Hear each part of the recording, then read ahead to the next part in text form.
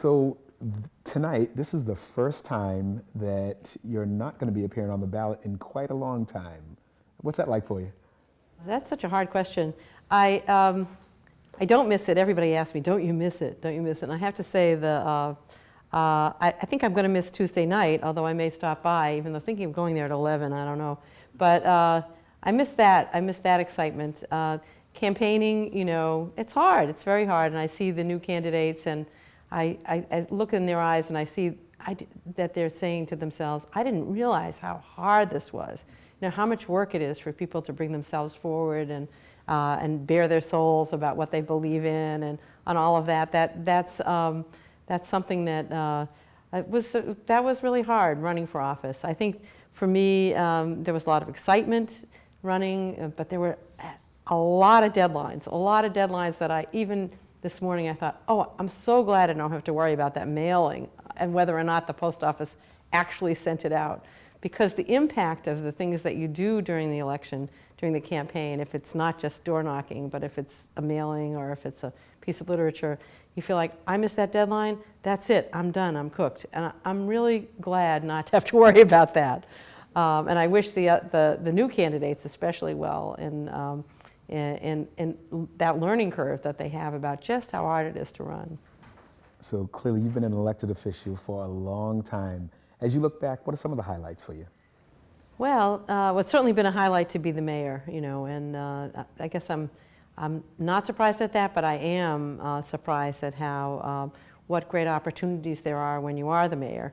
If I'd have known that, I would have tried harder even longer ago. But that certainly has been a highlight. The opportunity to meet with a range of people from the whole city, to convene people bringing solutions for kids, and that's really been a highlight. And around the environment, you know, that the mayor's office does give you the opportunity to pull in the full range of people in the community to work on problems, and I've really appreciated that opportunity. You certainly used to steal a phrase, the bully pulpit of your position to advance a lot of your concerns, specifically environmental issues. Can you talk about that a little bit? I have to say the net zero piece, I encouraged the council, and we determined that we would build a net zero school, but it was the public that took that and, you know, really ran with the idea of net zero. And I have to give the environmentalists in the community and the public at large a lot of credit for seeing the net zero idea as something that they want their city to be.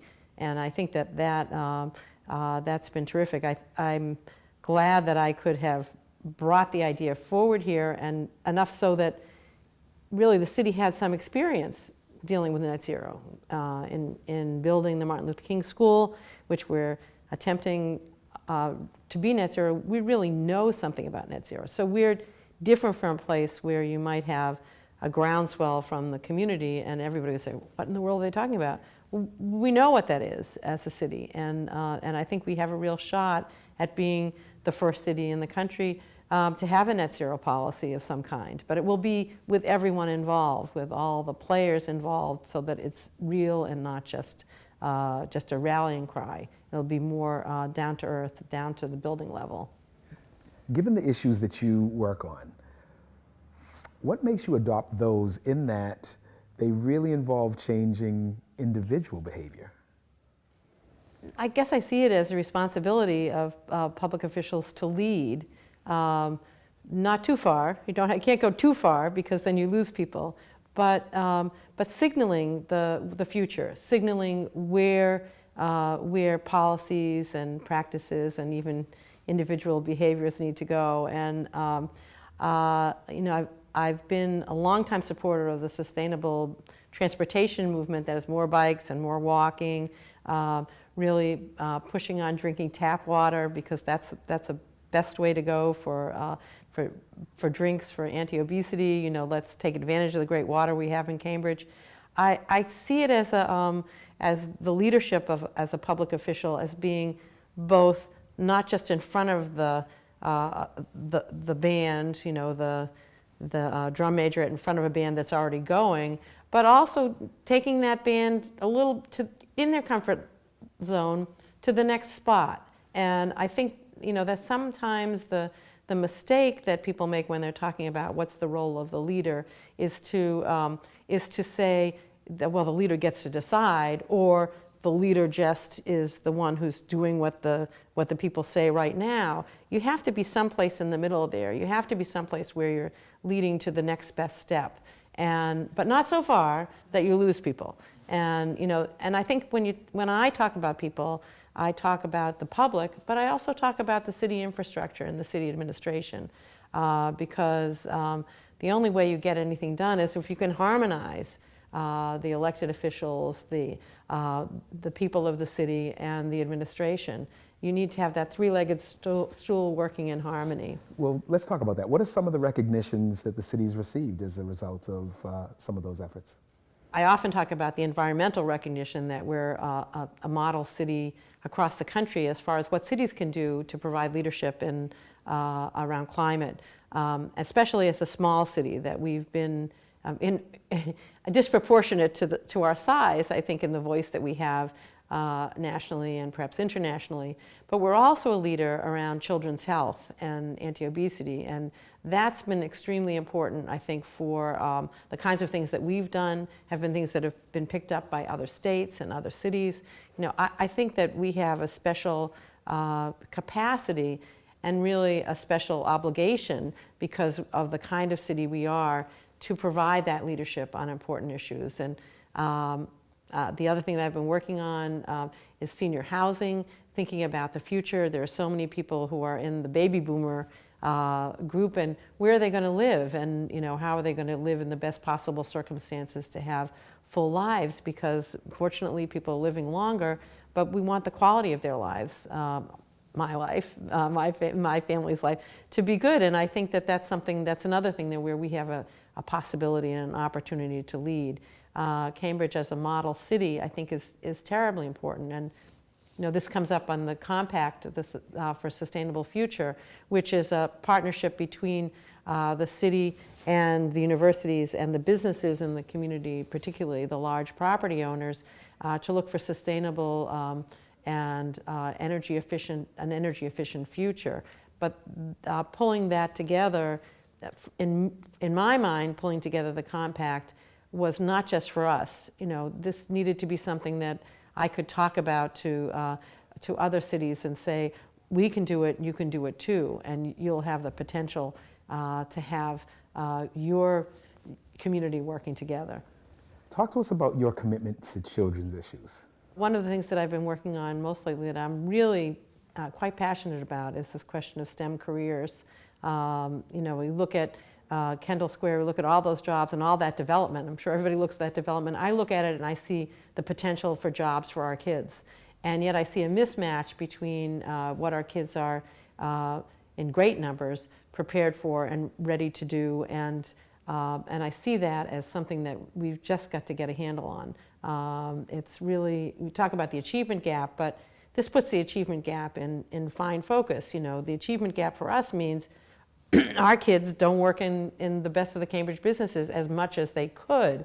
And there are so many ways in which we can make that better, make our STEAM workforce, STEAM pipeline better and more inclusive for young women who are disproportionately out of the STEM pipeline, for people of color and immigrant families and the disabled who are disproportionately out of the STEM pipeline. So that's, for me, that's one of the things that I intend to continue working on. I couldn't help myself. I mean, I can't not continue.